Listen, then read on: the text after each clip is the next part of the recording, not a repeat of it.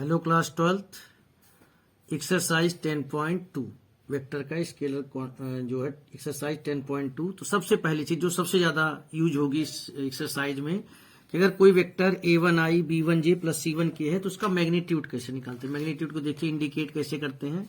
ये मॉडुलस का साइन हमने निकाल दिया। तो a1 square b1 square plus c1 यानी i j k का जो कोफिशिएंट है उसका स्क्वायर कर देते हैं।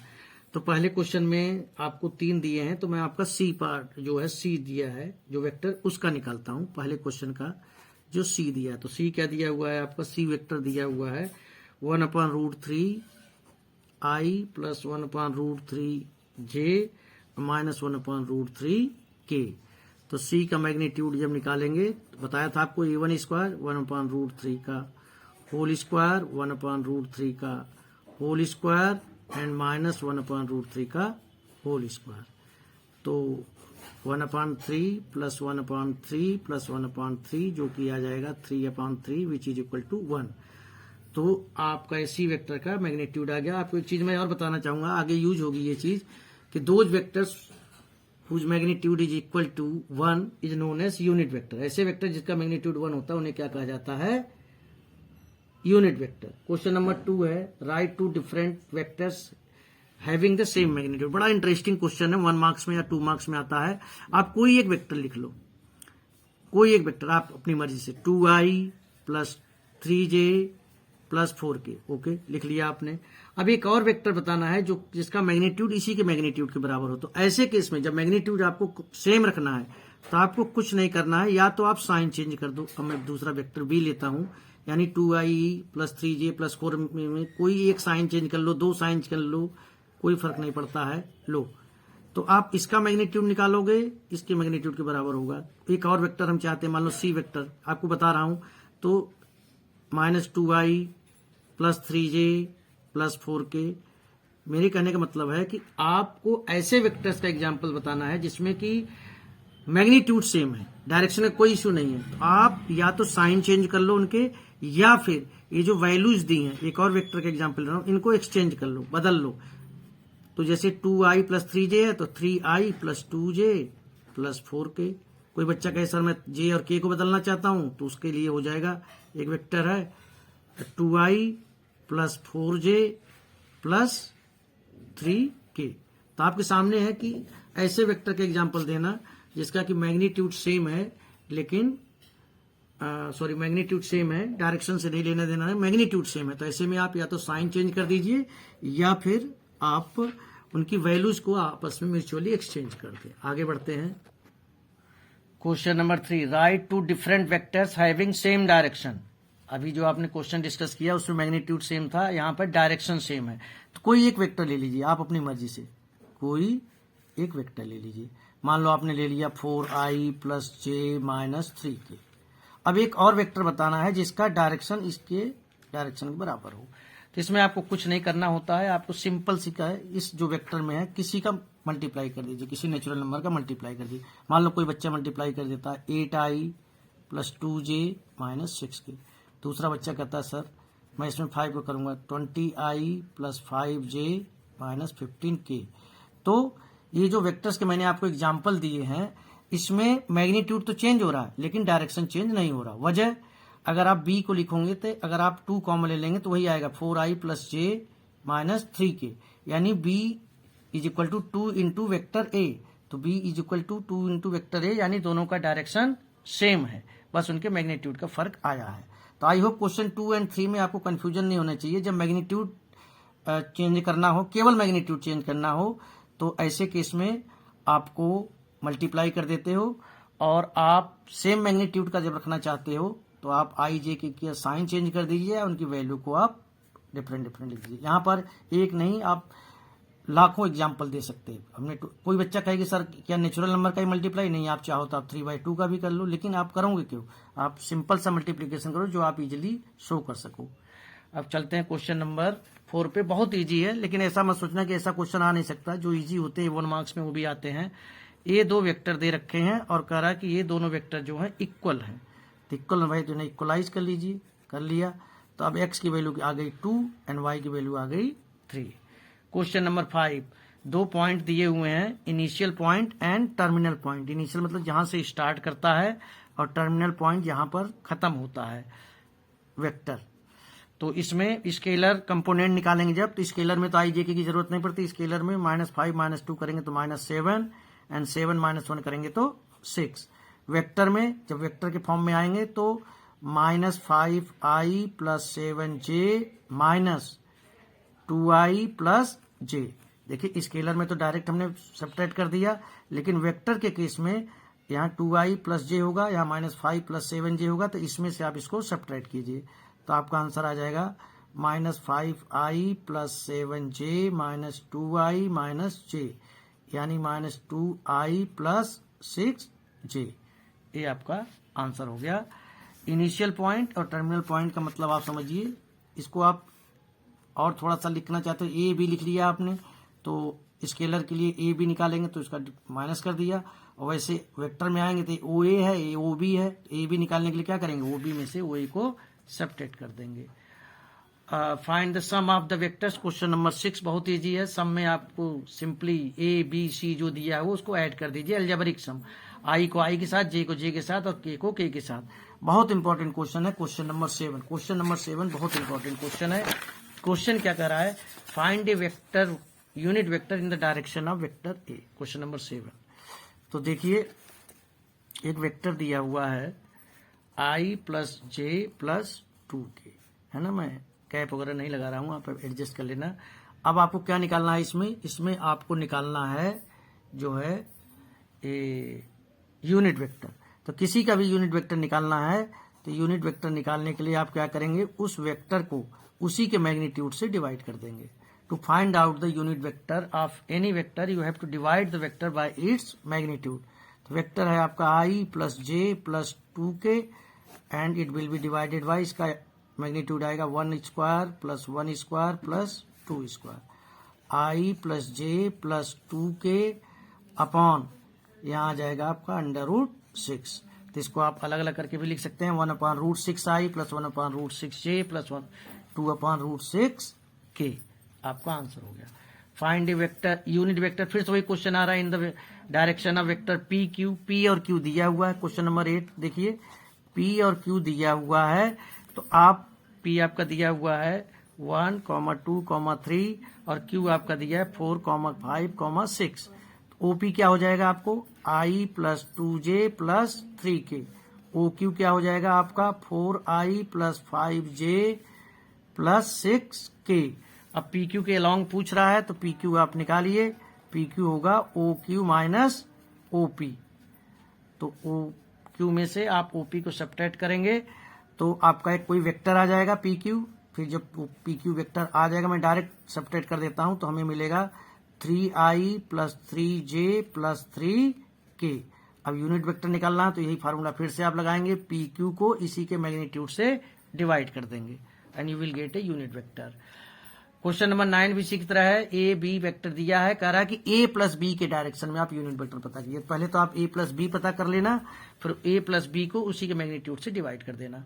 क्वेश्चन नंबर 10 में भी find A vector in the direction of this.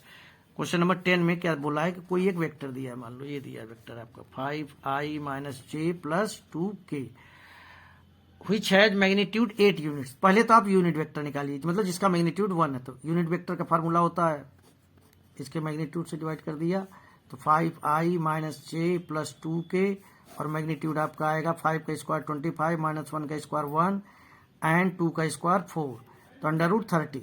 5i - j + 2k upon √30। लेकिन यहाँ पर क्या बोला है, a vector in the direction of this which has magnitude 8।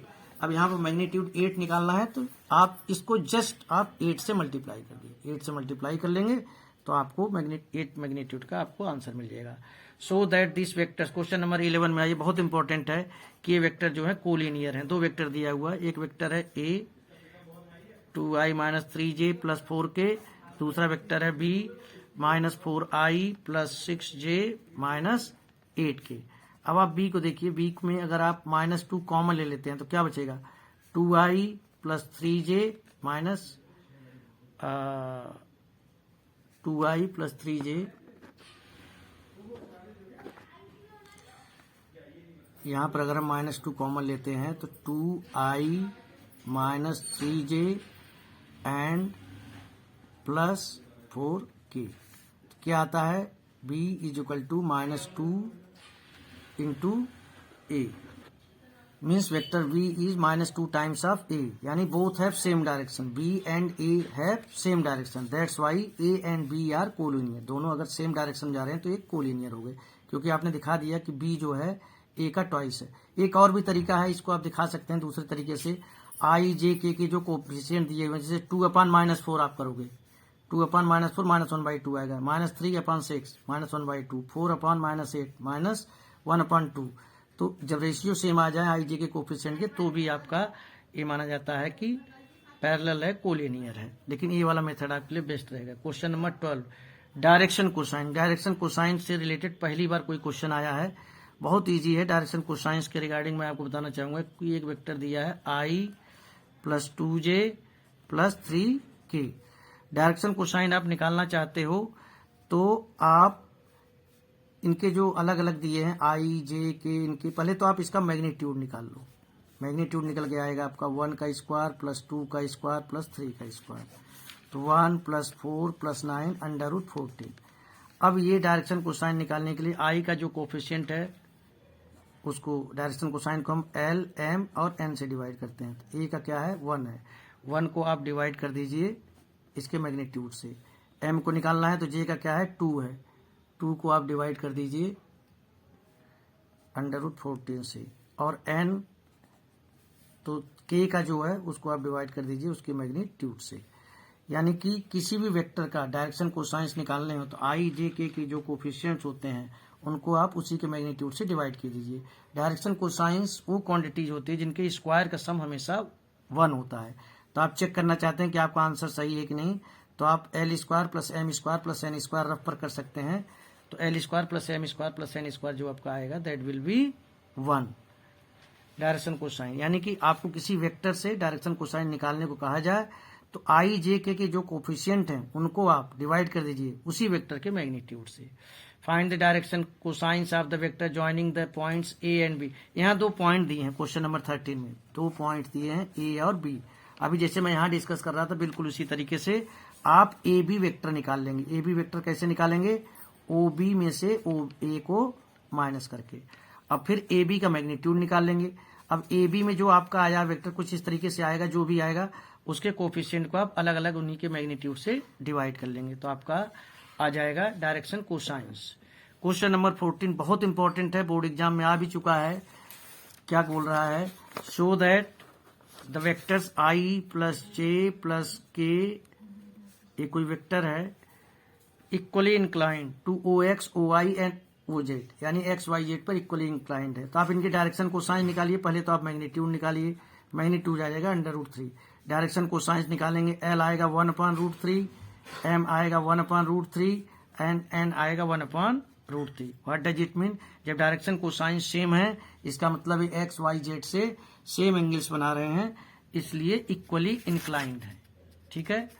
Question number 15, find the position vector of A point r which divides. 2 vector दिए हैं, इनको internally और एक्सटर्नली डिवाइड करने का है।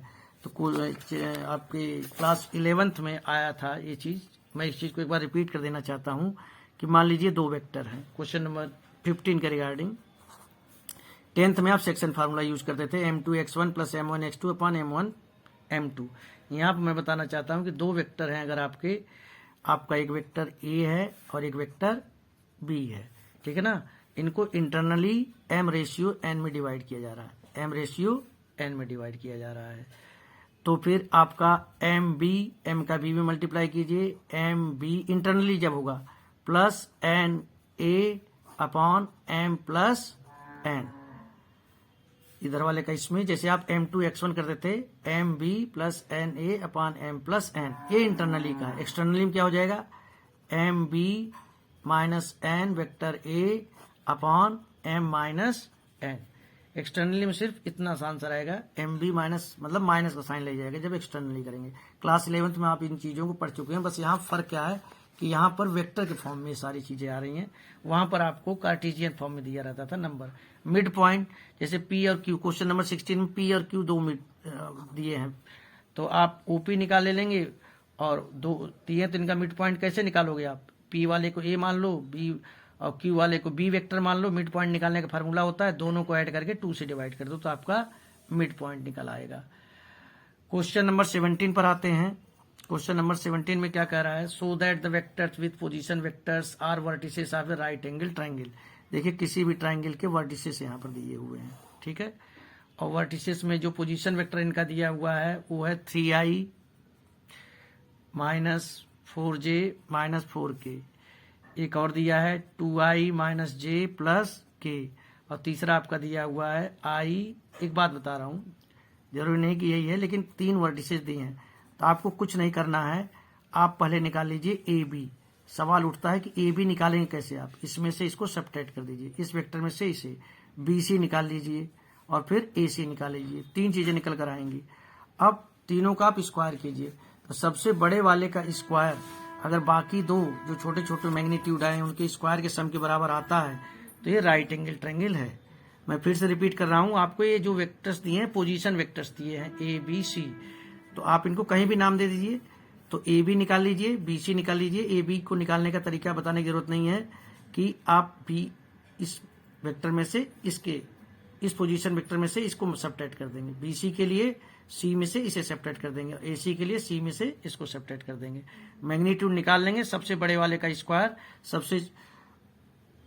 सबसे बड़े वाले का स्क्वायर जो है बाकी के दो जो वेक्टर आए हैं मैग्नीट्यूड उनके स्क्वायर के सम के बराबर होगा। तो पाइथागोरस थ्योरम का जो कन्वर्स है वो यूज हो जाता है एक तरीके से।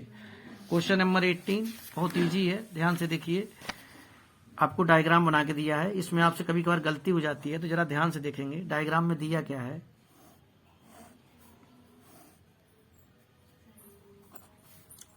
ए बी और ए सी और ए, तो आप जानते हैं कि A B plus B C is equal to A C, ये चीज आप जानते हो। अब इसी में आप बदलाव करोगे, अगर सी ए को ए सी को उठा के अगर आप इधर लाते हो A B plus B C minus A C हो जाएगा इज इक्वल टू 0।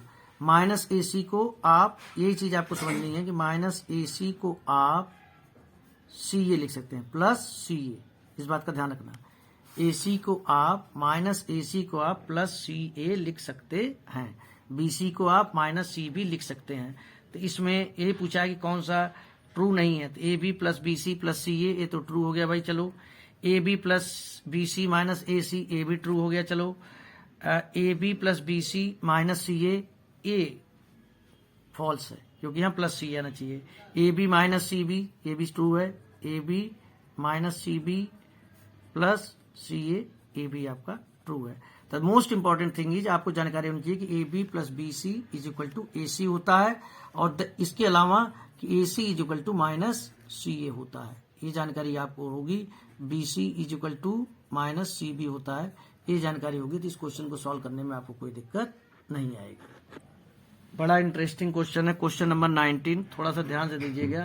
कह रहा है ए और बी दो कोलिनियर वेक्टर हैं, तो इसमें से कौन सा इनकरेक्ट है? तो देखिए अभी आपको बताया था जब मैं कोलिनियरिटी चेक कर रहा था B is equal to minus 2a आ गया था, तो यहाँ लिख रहा है B is equal to lambda A. ये ट्रू होगा भाई क्योंकि अभी हमने प्रूफ किया है B is equal to lambda A, और ए इज इक्वल टू फिर वही बात आ रही है plus minus B, A is equal to B आ जाए या A is equal to minus B आ जाए। अगर उन दोनों का कोलिनियर है तो या तो इस डायरेक्शन में जाए या इस डायरेक्शन में है, तो एक स्ट्रेट लाइन में, that's why they are collinear. और उनके अभी मैं डिस्कस कर रहा था जब कोलिनियरिटी का, तो मैंने कहा था कि आई जे के जो कोफिशिएंट है उनको डिवाइड कीजिए तो सब में -1/2 आ रहा था। तो कह रहा था respective components of A and B are proportional, यानी सेम रेशियो में, वो भी सही बात है। लेकिन जो उन्होंने डी बात कही है कि both the vectors A and B have the same direction, नहीं, ए और बी वेक्टर, ए वेक्टर अगर इधर को जा रहा है बी वेक्टर इधर को जा रहा है, लेकिन है अगर एक लाइन में तो इन्हें कोलिनियर कहा जाएगा। तो ये जो बात करेंगे both the vectors A and B have same direction, ऐसा कुछ नहीं है। कोलिनियरिटी के लिए सेम डायरेक्शन होना जरूरी नहीं है, उन्हें एक स्ट्रेट लाइन पढ़ना चाहिए, दैट्स इट। डिफरेंट मैग्नीट्यूड हो भी सकते हैं नहीं भी हो सकते हैं, लेकिन उन्होंने जो पहला सेंटेंस बोला है both the vectors A and B have same direction, ये चीज गलत है। आई होप वेक्टर बहुत इजी चैप्टर है, आपको 10.2 समझ 10.1 एंड 10.2 समझ में आ गया होगा। थोड़ा सा 10.3 भी बहुत इजी है, थोड़ा सा लेंथी है, ज्यादा क्वेश्चंस हैं, लेकिन कंसेप्ट एक ही कंसेप्ट बार बार रिपीट होता है, इसलिए थोड़ा लेंथी हो जाता है। तो आई होप आपको 10.2 समझ में आ गया होगा। नेक्स्ट वीडियो जो अपलोड करूंगा दैट विल बी आप एक्सरसाइज 10.3। अभी आप इसकी प्रैक्टिस कीजिए, बहुत जल्द आपको 10.3 का वीडियो मिलेगा। Thank you.